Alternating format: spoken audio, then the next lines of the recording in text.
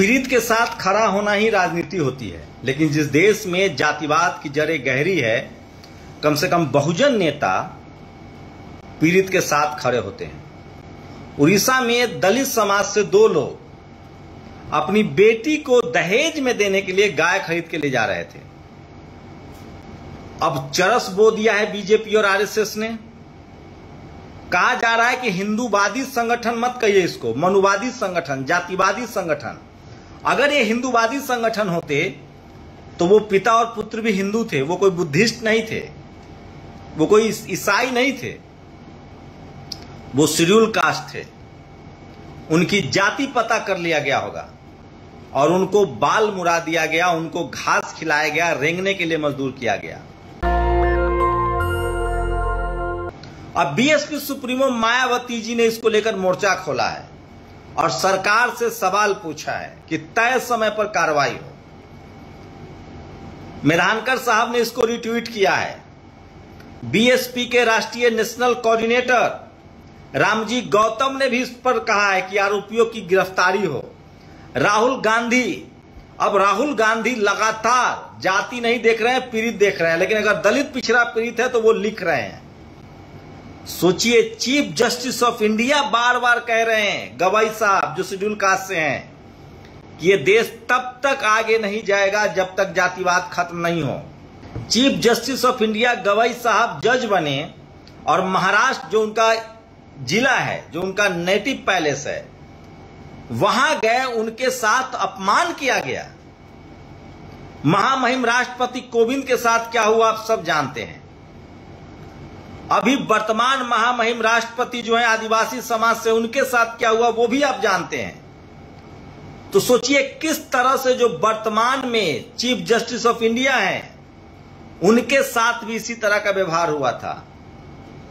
मैं बार बार कह रहा हूं, ये जातिवाद, मनुवाद आप जहां रहेंगे वहां आपके पीछे पड़ेगा। इसका एक ही तरीका है, इस देश में जो बाबा साहब ने जो आपको हथियार दिया है, वोट का अधिकार, उसका इस्तेमाल करना पड़ेगा और सत्ता की चाबी अपने हाथ में लेनी पड़ेगी।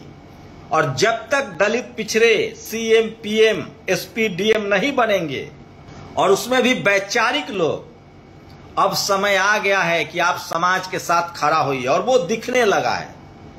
जब से बीजेपी की असली चेहरा सामने आया है, ये दिखने लगा है। सोचिए, आज अखिलेश यादव ने इटावा में जिस कथावाचक, जो ब्राह्मण नहीं था इसलिए जिसको मारा गया, बाल मुड़ाया गया, जिस पर पेशाब कर दिया गया, एक महिला से, एक जाति विशेष की महिला से पेशाब करवाया गया, उनको अखिलेश यादव ने अपने पार्टी दफ्तर में बुलाया, सम्मानित किया। ये होता है पीड़ित के साथ खड़ा होना। मैं बार बार कह रहा हूं, ये आरएसएस ये समरसता की बात करता है, ये समानता की बात नहीं करता है। ये हिंदू राष्ट्र बनाने की बात करता है, ये हिंदू राष्ट्र नहीं है, ये मनुवादी जातिवादी राष्ट्र बनाने की बात करता है। हिंदू तो वो उड़ीसा का 2 दलित भी था, हिंदू तो वो इटावा में यादव जी भी था। मैं बार बार कह रहा हूं, इस तरह के जातिवाद और मनुवाद के खिलाफ आपको खड़ा होना पड़ेगा, नहीं तो आपकी नस्लें पिछले 1000 साल से इसी तरह से मारी जा रही हैं।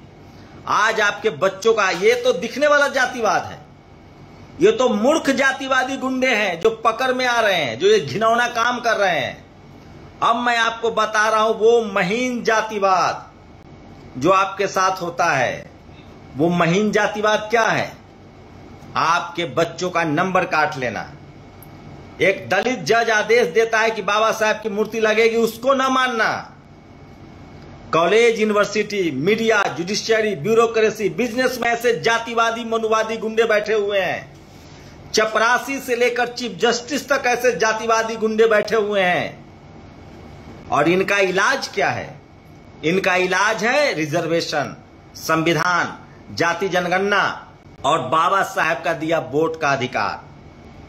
जब तक इस देश का एससी, एसटी, ओबीसी, किसान, अल्पसंख्यक वोट की ताकत से अपनी सरकार नहीं बनाएंगे और सिस्टम में कांसीराम, मायावती, लालू यादव, रामविलास पासवान जैसे लोगों को नहीं बैठाएंगे, तब तक ये जातिवाद दूर नहीं होगा।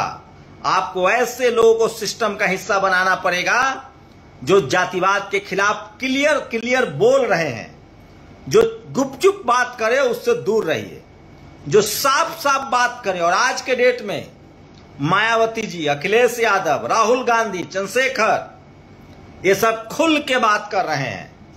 ऐसे लोगों को सत्ता में पहुंचाइए। और आप संसद में किसको, बिहार का चुनाव है, मैं इस देश के तमाम दलित, पिछड़े, किसान, आदिवासी, अल्पसंख्यकों से अपील कर रहा हूं कि ऐसे लोगों को वोट दीजिए जो जातिवाद और मनुवाद के खिलाफ खुलकर लड़ रहे हैं, खुलकर बोल रहे हैं। और अगर आप ऐसा नहीं करेंगे तो यकीन मानिए जो मीठा मीठा बोलने वाले लोग हैं, ये वहां जाकर भी मीठा मीठा बोलेंगे। हम लोग ये लड़ाई किसी बदले के लिए नहीं लड़ रहे हैं, हम बदलाव चाहते हैं, हम मजबूत देश चाहते हैं, हम चाहते हैं कि यहाँ के नदी नाले प्रकृति अच्छा रहे, हम चाहते हैं कि देश शक्तिशाली बने, हम चाहते हैं स्कूल, कॉलेज, अस्पताल, विज्ञान और हमारी सेना मजबूत हो। हम सब काम करते थे, हमारे पूर्वज, हमारे बाप दादा। इस देश के 90% मेहनत कश लोग, 95% मेहनत कश लोग सड़क बनाते हैं, वही इस देश में मंदिर, मस्जिद और गिरजाघर भी बनाते हैं। लेकिन ये जो जातिवादी, मनुवादी सोच के जो गुंडे हैं, अब इनको पेट में दर्द हो रहा है। और जिसको कल तक तुम गुलाम समझते थे, वो तुम्हारे सामने कुर्सी पर बैठेगा, तुम्हारे सामने कथा भी बांचेगा, तुम्हारे सामने एसपी, डीएम, कलेक्टर और सीएम, पीएम होगा। इसलिए मान्यवर साहब कहते थे कि वोट से लेंगे सीएम, पीएम, आरक्षण से लेंगे एसपी, डीएम। बहुजन समाज के लोगों, अपना एक एक वोट जातिवादी और मनुवादियों को मत दीजिए। एक एक वोट स्कूल, कॉलेज, अस्पताल, बराबरी, भाईचारा, संविधान और देश को मजबूत करने के लिए दीजिए। ज्ञान, विज्ञान, रोजी रोटी के लिए दीजिए। धर्म के नाम पर वोट मत दीजिए, जाति के नाम पर वोट मत दीजिए। जाति सिर्फ और सिर्फ इस देश की मजबूती के लिए दीजिए, भाईचारा के लिए दीजिए, जातिवाद और मनुवाद को खत्म करने के लिए दीजिए। अभी तो 75 साल हुए संविधान लागू हुए, रुक जाओ। इस देश में समानता आएगी, इस देश में बराबरी आएगी। जैसे जैसे शोषित, वंचित समाज के लोग, जिनको अंधविश्वास और कर्मकांड में धकेल दिया है, जब वो स्कूल, कॉलेज जाएंगे तो हिसाब होगा और संवैधानिक तरीके से जेल भेजे जाएंगे। जैसे इटावा वाला जेल गया, उड़ीसा वाला भी जेल जाएगा। अब कोई जातिवादी, मनुवादी चाहेगा कि वो गैर बराबरी करके, जातिवाद करके, मनुवाद करके बच जाएगा, तो ऐसा नहीं होगा। देर सवेर संविधान की चक्की महीन पीसती है, पीसेगी जरूर। इस संविधान की ताकत है कि एक चाय वाले का बेटा प्रधानमंत्री है। ये संविधान की ताकत है कि मैं आज सोशल मीडिया पर अपने संवैधानिक अधिकार के लिए बोल रहा हूं और बोलूंगा। आने वाला समय 21वीं सदी संविधान की सदी होगी, बाबा साहब की सदी होगी, ज्ञान विज्ञान की सदी होगी। और कोई जातिवाद, मनुवाद करेगा, वो चक्की पीसेगा जेल का, यकीन रखिए। इस देश में वोट की ताकत है और जब तक वोट की ताकत है, जब तक संविधान है, अब जातिवाद और मनुवाद का खात्मा होगा। आप लोग बस इस गैर बराबरी के खिलाफ, चाहे वो इटावा में हो, चाहे उड़ीसा में हो, चाहे आपके घर के बगल में हो, अब सोशल मीडिया है, आपको टीवी, अखबार के सहारे नहीं बैठना है। वो जातिवाद और मनुवाद का अड्डा है। मोबाइल है आपके हाथ में, सोशल मीडिया है।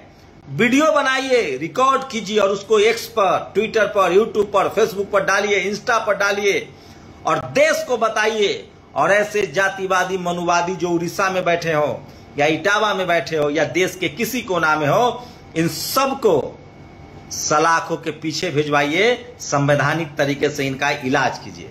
शुक्रिया। दस्तक की आपसे गुजारिश है कि अगर इसको बचाना चाहते हैं तो नेशनल दस्तक को सब्सक्राइब करने के लिए रेड कलर के सब्सक्राइब बटन को दबाएं, फिर बेल आइकन की घंटी दबाएं। नेशनल दस्तक को बचाने के लिए बहुत जरूरी है कि हर खबर को शेयर करें, लाइक करें, कमेंट जरूर करें।